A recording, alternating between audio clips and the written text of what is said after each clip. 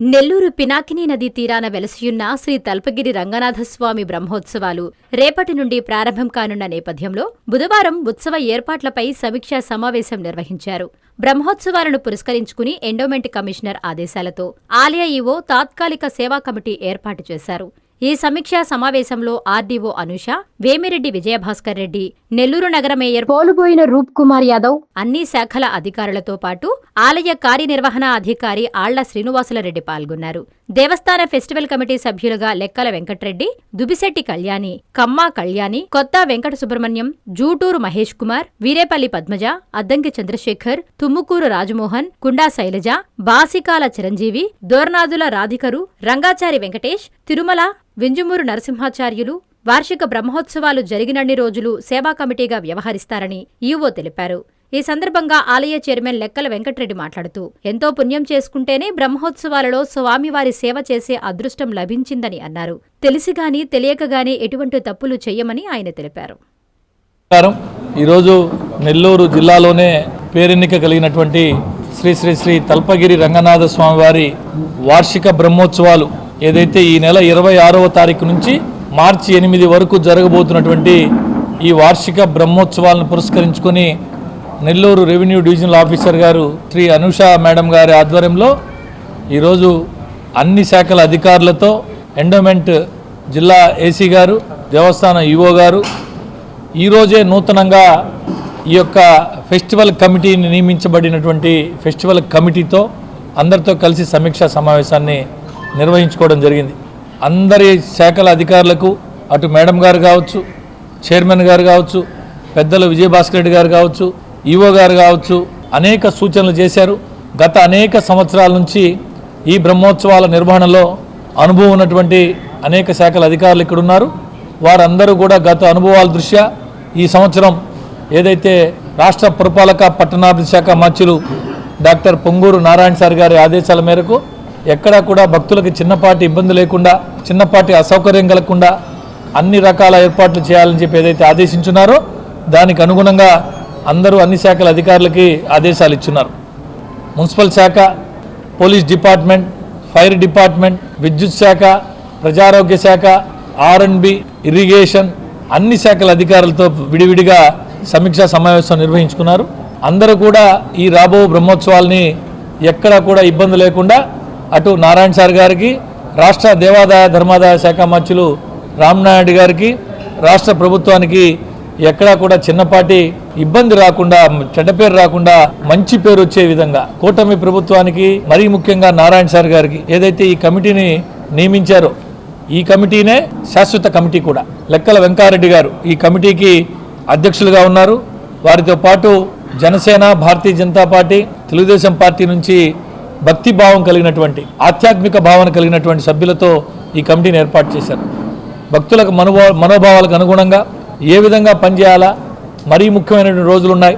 అటు రథోత్సవం, గరుడ సేవ, హనుమంత సేవ, తెప్పోత్సవం ఈ ప్రధానమైన రోజుల్లో భక్తులకు ఎక్కడా కూడా చిన్నపాటి ఇబ్బంది లేకుండా చూసేదానికి దేవస్థాన నూతన పాలక మండలి చైర్మన్ సోదరులు వెంకారెడ్డి గారు, వారి ధర్మకర్తల మండలి అందరూ కూడా అధికారులతో సమన్వయం చేసుకుంటూ ఎక్కడా కూడా చిన్నపాటి ఇబ్బంది లేకుండా చేసేదానికి అందరూ కూడా పనిచేస్తున్నారు. పెద్దలు విజయభాస్కర్ రెడ్డి గారు ప్రత్యేకించి అందరికీ ఎక్కడా కూడా ఏ విధమైనటువంటి ఇబ్బంది లేకుండా, ఇందాకే విజయభాస్కర్ రెడ్డి గారు చెప్పారు, రామ్నాయుడు గారితో మాట్లాడి, నారాయణ సార్ గారితో మాట్లాడి రాబో రోజుల్లో దేవస్థాన అభివృద్ధికి అనేక రకాల ప్రణాళికలు రచించి దేవస్థాన అభివృద్ధికి తోడ్పడమని చెప్పున్నారు. కాబట్టి ఈ సందర్భంగా ఈ 26వ తారీఖు రేపటి నుంచి జరగబోయేటువంటి ఈ బ్రహ్మోత్సవాలు ఎక్కడా కూడా ప్రభుత్వం వైపు నుంచి చిన్నపాటి భక్తులకు అసౌకర్యం కలగకుండా సమన్వయం చేసుకుంటూ అన్ని శాఖలతో చూసే బాధ్యత నూతన పాలక మండలి చైర్మన్ సోదరులు లెక్కల వెంకారెడ్డి గారు, వారి ధర్మకర్తల మండలి మరియు దేవస్థాన ఎగ్జిక్యూటివ్ ఆఫీసర్ వీరందరూ కలిసికట్టుగా సమన్వయంతో స్థానిక కార్పొరేటరు, స్థానిక కూటమి నాయకులు అందరూ కలిసికట్టుగా బ్రహ్మోత్సవాలను దిగ్విజయంగా పూర్తి చేస్తారని ఏదైతే గౌరవ మంత్రివర్యులు మంచి ఆలోచనతో, మంచి ఉద్దేశంతో వీరి మీద ఈ బాధ్యత పెట్టారో ఈ బాధ్యతని సమర్థవంతంగా నెరవేర్స్తారని ఈ సందర్భంగా తెలియజేస్తారు.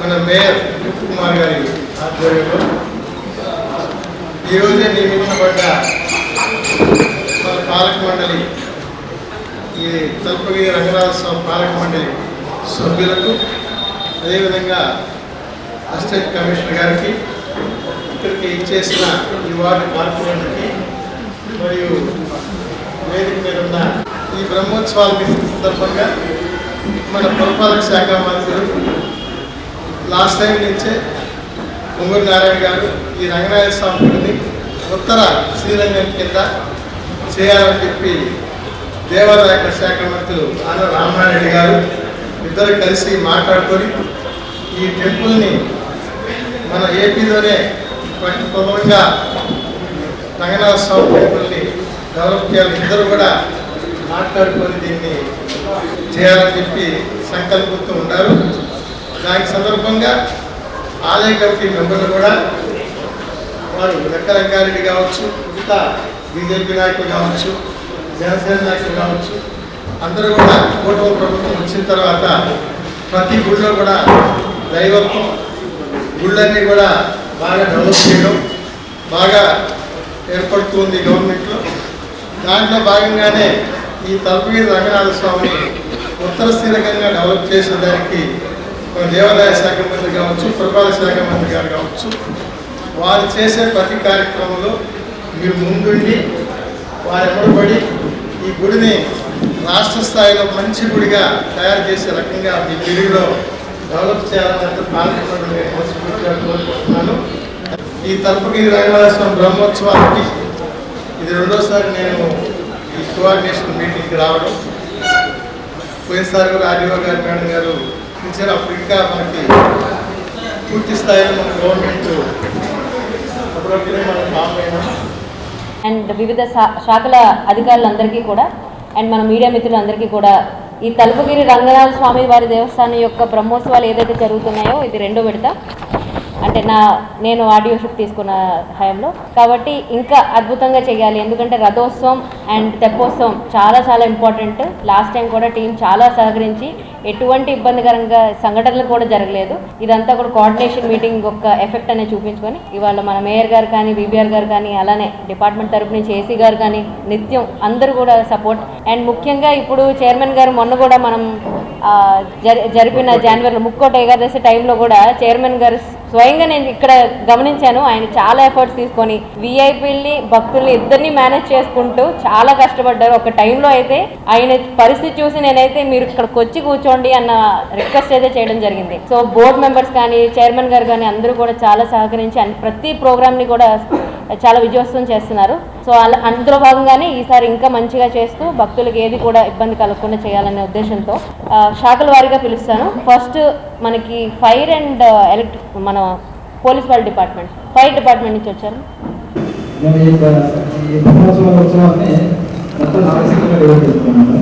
అంటే టోటల్గా స్టార్టింగ్ దగ్గర నుంచి ఈవినింగ్ వరకు కూడా సెక్టర్ 1 కింద డివైడ్ చేశారు మేడం.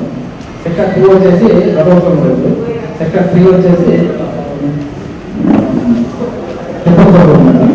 ఇది కూడా టోటల్ 450 మెంబర్స్కి స్టాఫ్ని డిప్లాయ్ చేస్తున్నాం మేడం. ఈ మిగతా డిపార్ట్మెంట్తో కోఆర్డినేషన్ చేసుకుని డిస్ట్రిబ్యూట్ చేస్తున్నాం. మున్సిపాలిటీ శానిటేషన్ వర్కర్స్ని 350 మెంబర్స్ హైర్ చేసుకోవడం జరిగింది.